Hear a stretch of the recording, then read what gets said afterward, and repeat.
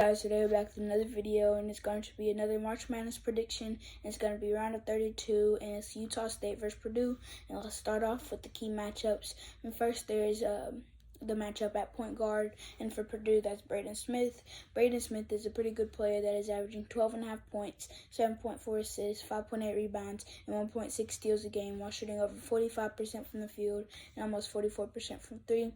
He does pretty good and shoots pretty well for a player his size. I say that because most players like 6 foot and under, and even a little bit like taller, struggle with efficiencies, but he does really good.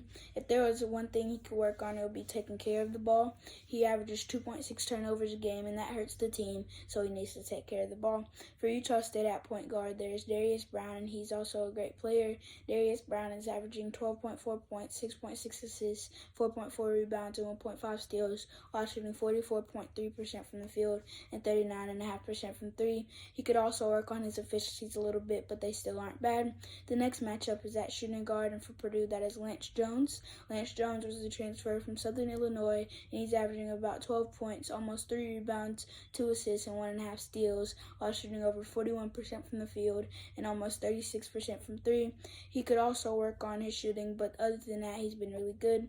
On the other side of the ball for Utah State, there's Ian Martinez for shooting guard, and he was a transfer from Maryland, and this year he really took a step up, and he's been averaging about 13.5 points, 4 rebounds, and 2 assists, while shooting almost 48% from the field and over 38% from three. He could work on his defense, but he's still been really good this year and a good addition to the team.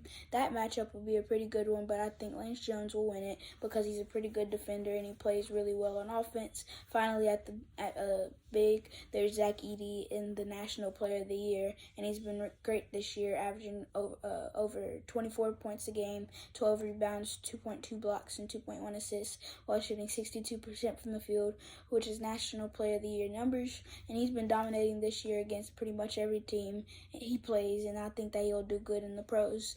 But Utah State does have a couple of players that play at that position, but I don't think that they'll be able to keep up with Zach Edey. And the best out of those players is Great Osborne, who is their best player, and he's been averaging about 18 points, 9 rebounds, 3 assists, a block and a half, and more than a steal a game.